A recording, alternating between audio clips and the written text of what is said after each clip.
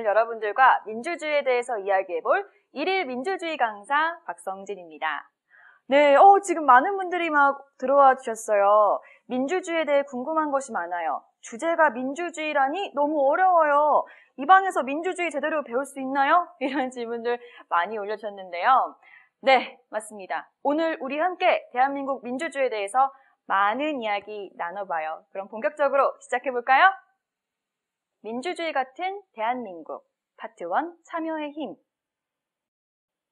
네, 시작하기 전에 짧게 노래 한 곡 들려드리려고 해요. 그럼 제가 노래 한 곡 불러보겠습니다. 내 거인 듯 내 거 아닌 내 거 같은 거. 죄송합니다. 너무 못 불렀죠. 지금 막 항의 글이 올라오고 있는데 워낙 유명한 노래라 제가 좀 못 불러도 다들 아실 것 같아요. 바로 썸이란 곡입니다. 이 노래로 오프닝을 연 이유는 저와 민주주의는 바로 이런 썸 같은 관계였었거든요. 여러분은 민주주의라는 단어를 생각하면 뭐가 떠오르시나요?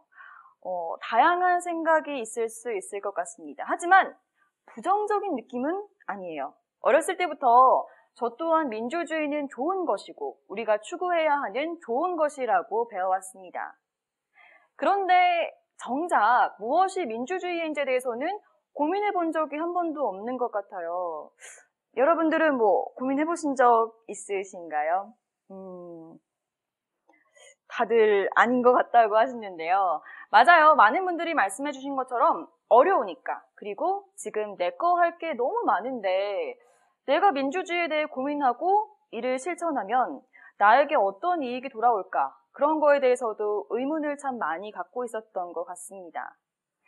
그런데요, 나이가 들고 대학을 또 졸업하고 사회에 나와보니까 또 다르더라고요. 내가 사는 이 대한민국은 교과서에 분명 민주주의라고 적혀 있으니까 그런 줄 알고 있었는데 결과적으로 제가 겪은 사회는 민주주의가 아니었어요. 왜냐하면은 제가 실천하지 않았으니까 그랬던 거였는데요. 또 지금 만만세님께서 이런 글을 올려주셨어요. 내가 실천하지 않았다고 해서 대한민국이 민주주의가 아닌가요? 자리가 안 가요? 라고 해주셨는데요. 맞아요. 만만세님께서 질문해 주신 것처럼 조금 뜬구름 잡는 이야기처럼 들릴 수도 있어요. 하지만 저는 그랬습니다. 민주공화국인 대한민국에 살면서 대한민국의 주권이 제게 있음에도 저는 그 권력을 잘 활용하지 못했습니다. 권력을 사용하지 못하고 나니까 세상이 제가 생각했던 대로 돌아가지 않더라도 저는 할 말이 없더라고요. 사실 태어났을 때부터 너무나 감사하게 그리고 정말 무료로 손에 쥔 종이 한 장, 투표권에도 저는 관심이 없었습니다. 학생회장을 뽑을 때도 그랬었어요. 내가 왜 투표를 해야 하지? 뭐가 바뀌지? 그러고 나니까 정말 아무것도 바뀌는 게 없더라고요. 바뀐 게 없더라도 저는 제가 투표를 하지 않았으니까 할 말도 없었습니다. 제 삶에 있어서 결국 민주주의는 없었던 거고 권력을 쥐고 있던 책임감을 스스로 저버린 꼴이 되어버린 거죠. 민주주의가 우리에게 주는 것 파트 2 공정성의 힘. 그래서 저는 참여하기로 결심했습니다. 대한민국의 젊은 청년이 할 수 있는 것들은 무엇일까 고민을 좀 했습니다. 그래서 대학생 칼럼니스트로 활동하며 또 글도 써보고 뜻이 있는 친구들과 모여서 사회 문제들에 관해 토론도 했습니다. 서출역 공동체 라디오에서는 매주 생방송으로 라디오도 진행해 보았습니다. 소상공인을 위한 프로그램을 직접 만들어서 매주 전화 연결도 하고 인터뷰를 시도하면서 그들의 목소리를 사회에 알리고자 노력을 했습니다. 그런데 아무리 열심히 목소리를 내고 달려도요, 사람들이 제 목소리를 잘 들어주지 않는 것 같은 느낌이었어요. 그래서 저는 그때부터 무언가를 탓하기 시작합니다. 그게 뭐였을까요? 그것은 바로 저의 학력이었습니다. 다들 너무 현실적이야. 헐, 공감. 너무 차가워. 이런 말씀 해주시는데, 맞아요. 제 이야기를 좀 말씀드리자면, 저는 서울의 명문대 학교는 아니었어요. 때문에 저는 그것이 문제가 아닐까라고 의심을 했던 것 같아요. 대한민국은 공정한 사회가 아니라고 생각했어요. 실제 우리 사회에서 목소리를 내는 사람들은 다 고학력자라고 생각했고, 또 워낙 학연, 지연, 혈연이라는 말이 우리 사회에 많잖아요. 그 어느 것에도 속하지 못해 내가 사회에서 중요한 역할을 해내지 못할 것 같다는 그런 우울감에 빠져 있었습니다. 근데 그때 대외 활동에서 한 오빠를 만나게 됩니다. 그분은 당시 제 기준에 있어서는 저보다 조금 못한 대학교의 출신이었고 나이도 조금 많았어요. 하지만 무엇인가 달랐어요. 누가 봐도 그 오빠가 열심히 살고 있다는 것을 느낄 수 있었거든요. 그러더니 결국 성공을 했습니다. 작긴 했지만 자신이 원하는 대로 사회를 바꾸는 것도 성공을 했고요. 그리고 꿈을 이루는 것에도 성공을 했습니다. 물론 다른 사람의 이야기라서 자세히 할 수는 없지만 그분을 보며 공정성은 내가 만들어가는 것을 느낄 수 있게 되었어요. 왜냐? 대한민국은 민주주의 사회니까요. 그 후로 저는 더욱더 열심히 살아가기 시작했습니다. 내 힘으로 사회를 바꿀 수 있고 내 노력으로 꿈을 이룰 수 있다는 자신감을 가지고요. 소피스트와 소크라테스, 그들의 의미, 파트 3, 존중의 힘. 네, 그 후 저는 열심히 달리면서 토론대회에도 참 많이 나갔었습니다. 그중 국가에서 했던 토론대회 나갔을 때 일화가 좀 생각이 나요. 토너먼트로 진행이 되고 준준결승전이었어요. 막 토론이 오가는데 딱 지는 느낌이 들더라고요. 상대편에서 막 강하게 몰아붙였고 거의 저희 팀의 의견은 박살난 그런 수준이었는데요. 세상에 오로지 정답은 이거다! 라며 따박따박 돌아오는 화살 같은 말들에 그냥 진땀만 막 나더라고요. 근데 그래도 어쩌겠어요. 시간은 채워야 하고 토론도 끝내야 하니 침착하게 그냥 우리 팀의 주장을 쭉 얘기했습니다. 토론이 끝나고 결과는 어땠을까요? 눈을 딱 감고 그래 여기까지 온 게 어디야 라고 하는 순간 심사위원들이 저희 팀의 손을 딱 들어주는 거예요. 와, 아직까지도 그때의 순간을 생각하면 정말 기쁜데 근데 또 인상 깊었던 이유가 또 있었어요. 바로 심사위원 한 분의 말씀이었습니다. 토론은 이기기 위해 말꼬리를 잡고 늘어지는 싸움이 아닙니다. 상대편의 이야기를 존중하면서도 반대 입장에서 타당한 근거와 이유로 서로를 설득하는 게임이죠.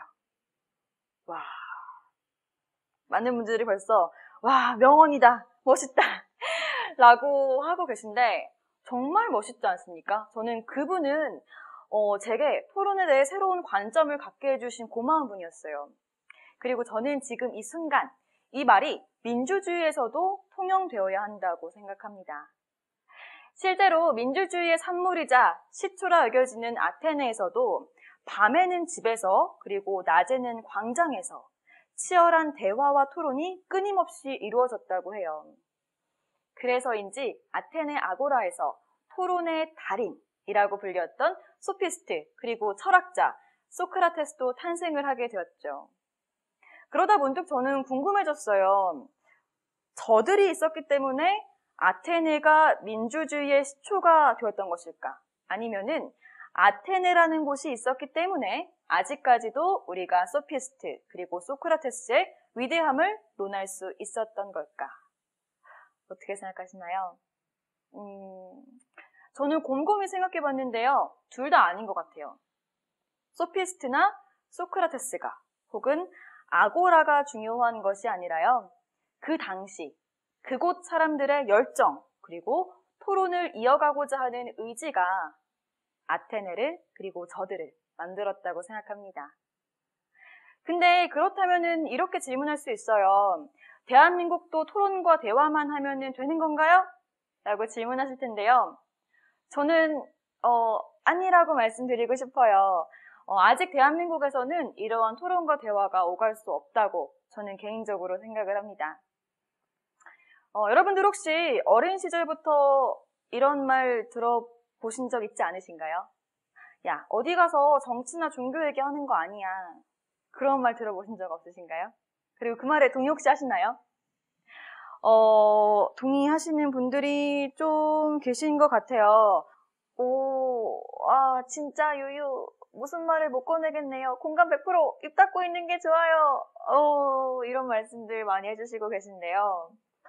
지금 대한의 딸님께서 명절에 정치나 종교 얘기 나오면 꼭 가족끼리 싸워요. 그래서 한마디도 못하고 나와요. 정말 속상합니다. 라고 올려주셨는데 모두 공감하실 거예요. 저도 비슷한 경험을 갖고 있습니다.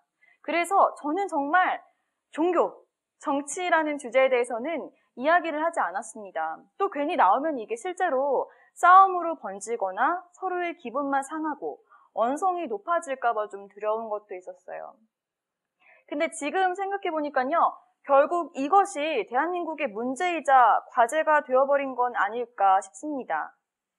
대한민국에는요, 표현의 자유, 사상의 자유가 헌법에 보장되어 있죠.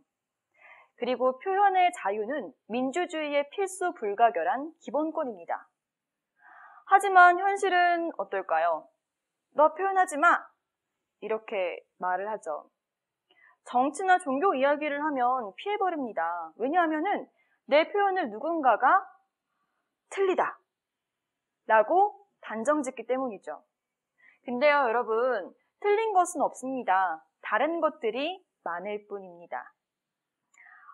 수많은 사람들은 모두의 다른 성향과 다른 가치관, 그리고 다른 생각을 갖고 살아가고 있습니다. 그러나 우리도 우리 마음속에 다 하나씩 정답을 갖고 있지는 않나요? 마음에 손을 얹고 단 한 번도 다른 사람의 생각이 틀렸음을 무시했던 적은 없었나요? 저는 솔직히 있었어요. 그리고 다름을 인정하고 존중한다고 하더라도 만약 상대가 내 의견과 마음을 존중해주지 않을 때 결국 그 사람과는 조금 멀어지게 되더라고요. 이처럼 누구에게나 내가 옳다는 신념은 있습니다. 하지만 그 신념을 다른 사람에게 주입시키려고 하면서 다른 일을 바꾸기 위해 애쓰는 것, 그리고 애쓰는 과정에서 아픔을 주는 것. 저는 개인적으로 이것만큼 이기적이고 비현실적인 행동이 있을까 싶어요. 상대의 표현과 사상을 존중하지 않으면 우리는 더 나은 사회로 나아갈 발판을 마련하지 못할 겁니다. 대화가 없어지고 토론이 없어지고 의견이라는 것이 없어질 테니까요. 대한민국의 역사가 준 선물, 민주주의의 힘. 네, 지금까지 짧은 시간이었지만 민주주의에 대해서 이야기를 좀 나눠봤는데 어떻게 좀 생각이 바뀌셨나요? 좀 공감도 되고 그러시나요? 국가를 움직일 수 있는 권리와 권력, 저기 멀리 있지 않습니다. 주권을 가진 책임자는 결국 우리입니다. 그 책임자라는 의식을 놓아버리는 순간 결코 민주주의를 실현하는 삶을 살아갈 수 없습니다. 여러분, 권력을 양도하지 마세요. 권력을 갖고 참여하세요. 민주주의 사회에서 우리는 공정성을 기대합니다. 공정한 사회. 방송에도 선거에도 공정성이란 단어는 빠지지 않습니다. 하지만요, 제가 아까 말씀드렸듯이 공정성이 그냥 주어지지는 않습니다. 노력해야 합니다. 물론 바쁘죠. 할 일도 많고 돈도 벌어야 하고 놀기도 해야 하죠. 그런데 그러다 보니 우리는 정작 공정하지 못한 사회를 탓하기만 했지 노력은 하지 않았어요.